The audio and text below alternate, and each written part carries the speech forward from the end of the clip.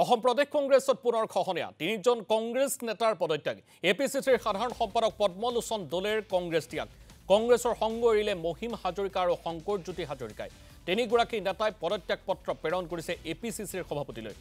আৰু শিক্ষামন্ত্ৰী ডাক্তৰ ৰনোজ পেগু আৰু সাংসদ প্ৰদান বৰুৱাৰ উপস্থিতিত বিজেপি দলত যোগদান সদ্য পদত্যাগী কংগ্ৰেছ নেতা কেইগৰাকীৰ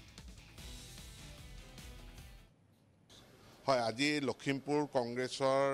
উপসভাপতি মহিম হাজৰিকা তেওঁ বহুত পুৰণি কংগ্ৰেছী নেতা আৰু তাৰ লগতে ঢকুৱাখানাৰ যোৱাবাৰ কংগ্ৰেছ দলৰ যিগৰাকী প্ৰাৰ্থী আছিল পদ্মলোচন দলে তেওঁলোক দুইজনে লগৰ সতীৰ্থসকলক লৈ ভাৰতীয় জনতা পাৰ্টিত যোগদান কৰিছে মই মহিম হাজৰিকা আৰু পদ্মলোচন দলে দুইজনকে ভাৰতীয় জনতা পাৰ্টিলৈ আদৰণি জনাইছোঁ এই মুহূৰ্তত আমি এখন বিকশিত অসম বিকশিত ভাৰতৰ দিশে ধাৱমান হৈছোঁ আৰু খুব তীব্ৰ গতিত অভূতপূৰ্ব ৰূপান্তৰ আজি সম্ভৱপৰ হৈ উঠিছে নৰেন্দ্ৰ মোদীৰ ডাঙৰীয়াৰ নেতৃত্বত অমিত শ্বাহ ডাঙৰীয়াৰ নেতৃত্বত অসমত ডক্টৰ হিমন্ত বিশ্ব শৰ্মাৰ নেতৃত্বত আৰু এই বিকশিত অসম বিকশিত ভাৰতৰ অভিযানত অংশগ্ৰহণ কৰাৰ কাৰণে তেওঁলোক আজি আহি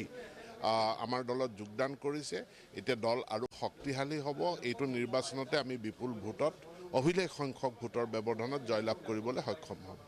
ভাৰতবৰ্ষৰ উন্নতিৰ স্বাৰ্থত শক্তিশালী ৰাষ্ট্ৰ গঠনৰ স্বাৰ্থত আমি মাননীয় মুখ্যমন্ত্ৰী হিমন্ত বিশ্ব শৰ্মাদেৱৰ যি নেতৃত্বত অসমৰ এটা বৈপ্লৱিক পৰিৱৰ্তন হৈছে এই পৰিৱৰ্তনৰ প্ৰতি আকৃষ্ট হৈ পেলাই আমি ভাৰতীয় জনতা পাৰ্টিত আছি